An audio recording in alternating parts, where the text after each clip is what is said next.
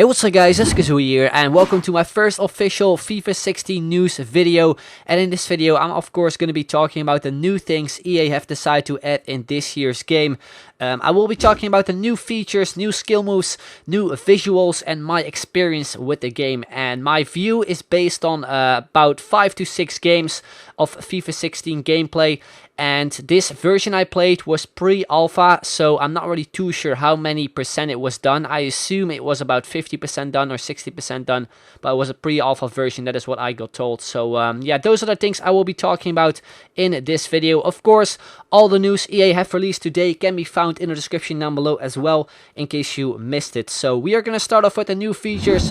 We got 3 big things we're going to be talking about today. We got confidence in defending, control the midfield, and moments of magic. So the first thing we're going to be talking about is confidence in defending, which mainly is that pace abusing is a lot less effective in FIFA 16. I know a lot of people say this every single year, but I've played the game myself and I felt it was a lot less effective compared to FIFA 15, where it was really easy to sprint dribble and just pace abuse in general with players like Ronaldo, Neymar, Messi, also players like Walcott, Aubameyang. You probably all know who I'm talking about, just players with high pace, above 90 pace or something. It was just really easy to beat defenders with just sprint dribbling. It was a really big thing in FIFA 15, and I feel it is a lot less effective in FIFA 16. It is more balanced, so you feel a difference when you're actually sprinting with the ball and without the ball. I had one moment when I was playing with Real Madrid against Barcelona and I was running down the wing with Ronaldo, and then all of a sudden PK was there. It was fairly easy for him to actually keep up with him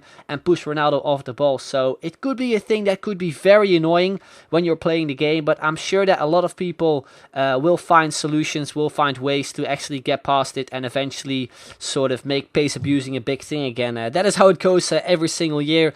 I'm still looking forward to see how it actually goes when the game is released and when people are playing Ultimate Team as well. Since you know the gameplay on head-to-head is a lot different compared to Ultimate Team. That is how it goes every single year. But as I said, I think there will be still ways to sort of make pace abusing a big thing in FIFA 16 again. But I felt it is a lot more balanced, which is always nice to see as well.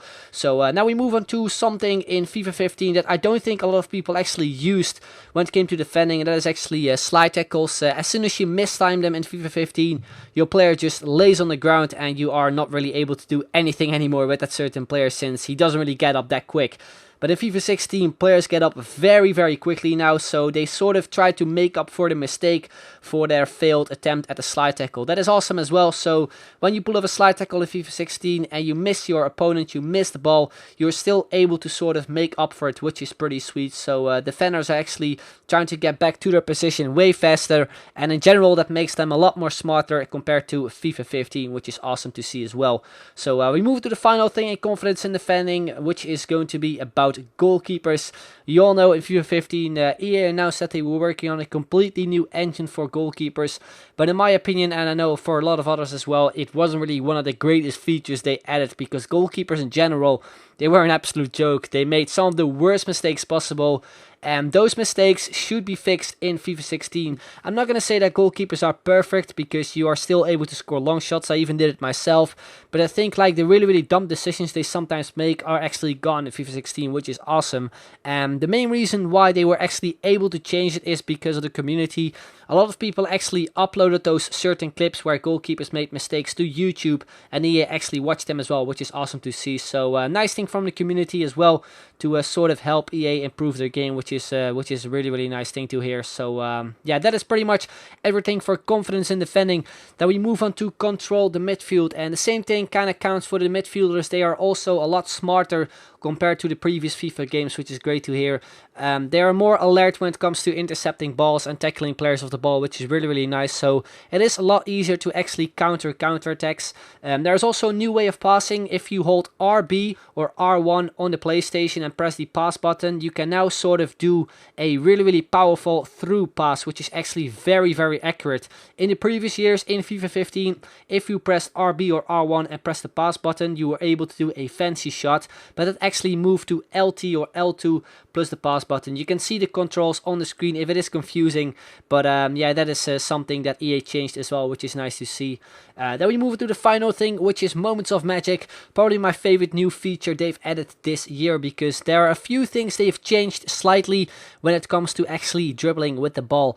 Previously in FIFA 15 and also in FIFA 14, I do believe, when you were dribbling and you held L1 or LB, you were able to do very quick turns, and also were able to stop entirely when you were actually dribbling. That was something I don't think a lot of people used a lot when they were playing, so I think that was the reason why EA actually decided to actually take it out of the game and replace it with something else, which is called no touch dribbling. You're now able to actually control the player without moving the actual ball, so you're pretty much doing sort of body feints while actually dribbling or standing, and it looks so nice. It looks very similar to what Messi usually does when he is dribbling. You can look it up on YouTube. It looks really cool. Like, Messi is always moving his body when he is dribbling, doing those body feints and stuff, makes defenders really confused. That is something you can also do in FIFA 16. I've done it quite a few times and I really like it. I know a lot of people that like to use skill moves as well will love this feature a lot, and I think it will be a feature that a lot of people actually in general will use as well, since it is also very effective.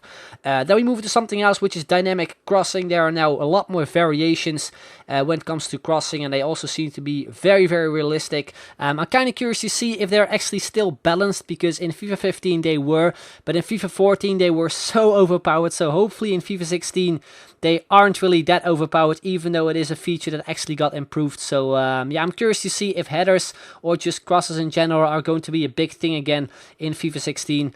Then we move to the final thing, which is clinical finishing. As always, shots are more realistic every single year. It is something EA spent time to, and it is also something I'm looking forward to, because in FIFA 15 you were able to score some crazy goals. You were able to score some awesome outside foot shots, some crazy finesse shots. I'm not really too sure if you're still able to score those, but that is something we will know in a couple months time. So yeah, that is everything when it comes to the new features. Now we're gonna move on to new skill moves, and as you all know, I'm a really big fan of skill moves in FIFA, and if you haven't been living under a rock, you know that one skill move in particular actually made the news a couple months ago. It was done by a player in the Premier League called Yannick Bolasie, plays for Crystal Palace. He sort of invented his own skill move, which is called the Bolasie flick. You can see it on the screen, and that skill move is actually going to be in FIFA 16. It looks amazing. I think it is going to be a 5-star skill move. I've actually seen it in game. I don't know the controls. If I knew, I obviously would have explained them in this video, but yeah, it looks seriously insane in game. Unfortunately, I wasn't able to pull it off in game, since, as I told you before, I don't know the controls, but I know that EA actually going to be putting it in the trailer that will be up today, so make sure to check it out. If it is already up when this video is posted, then I'll leave a link to the trailer in the description down below as well, so feel free to check it out. I'm really psyched to actually use the skill move when the game is actually released, and I don't know if there are any more new skill moves in the game, but hopefully we will hear that in a couple months time, maybe around Gamescom or something. Now we move on to the visuals. The first thing I'm going to be talking about are a few new things they have added into the game, a couple new animations, a couple new things. So you are now able to celebrate with the cameraman. So when you score, you pretty much run down to a certain cameraman that is like standing alongside the pitch. You run towards him, and then your screen changes into the view of the cameraman, and you can actually see your player just messing around with the camera and stuff. It is something I think is pretty awesome, also pretty realistic, because you see a lot of players actually just running down to the cameraman and doing all kinds of stuff. You've probably seen it in one of the trailers EA already put up. There's also vanishing spray, so when you pick up a free kick, you will see those vanishing sprays like right in front of the wall, or when the ball is supposed to be. It disappears after a few seconds.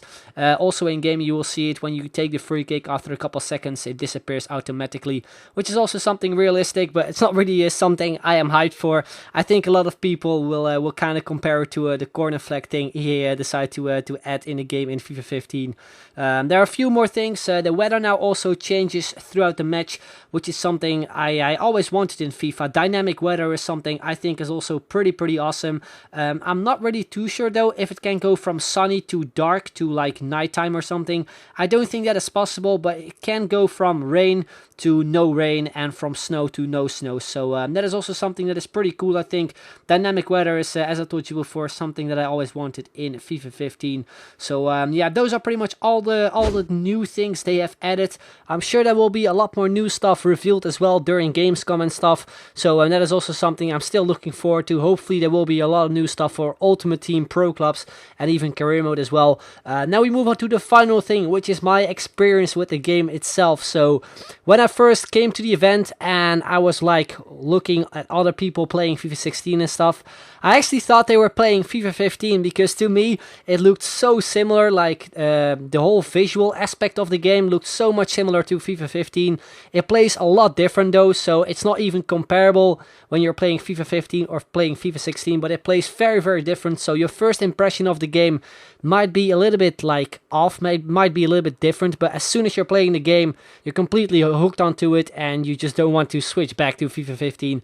That's what I had anyway. But in terms of visuals, in terms of like looking at the game when you are playing the game, it looked a lot like FIFA 15. That was something I was kind of disappointed with, but I don't really think what I could have expected else, since FIFA is of course a game that doesn't really change that much each year. But it is something I kind of noticed and I wasn't really that impressed with, to be honest. The second thing I wasn't really impressed with as well were the menus. The menus in FIFA 15, in my opinion, were really nice, but in FIFA 16, I just don't really like them. I've decided to remake them in Photoshop. You can see the screenshots now on your screen. They decided to go with a light blue color. That is a color they seem to use in a lot of other things. You've seen it in this video as well. I'm not really a big fan of it. Like, that's just my opinion. You can let me know your comments in the comments down below. These are not official screenshots. I told you before that I remade them in Photoshop. So don't go and say these are the official menus of FIFA 16 blah blah. They do look very similar though, but there might be like minor changes compared to the official menus, since I of course don't have the official screenshots. But yeah, these are the menus. As I told you before, I'm not really a big fan of them, but you can let me know your thoughts in the comments down below. Now, in terms of gameplay again, the game kind of feels less paced compared to FIFA 15, but that's, I think, all because I was playing head-to-head seasons. In terms of women's football, I only played one game, which was Germany against USA. I think those were the only teams we were able to play, and it is fun for a game or two, but then I think anyway you're completely bored of it. In terms of like gameplay and stuff, when you're playing with women, it is almost the exact same. You don't really feel like a huge difference, but it's fun to play with them for a few games. But after that, I think you will get bored of them very quickly. Maybe in FIFA 17 or something, they might be adding something completely new for women football as well. Maybe a separate Ultimate Team or something. That could be a lot more interesting for me anyway, since that's the game mode I usually play the most. But anyway, guys, that is pretty much going to be the end of this video. Hope you enjoyed it. If you did, then make sure to leave a like. Would be very much appreciated. Also, make sure to subscribe if you are new around here. I'm sure that I have probably missed a couple things, so make sure to check out the article that EA put on their website as well, because there might be something I completely forgot about to actually put in this video as well. But anyway, guys, that is going to be the end. I'd like to thank you very much for watching, and I will see you guys later. Bye bye.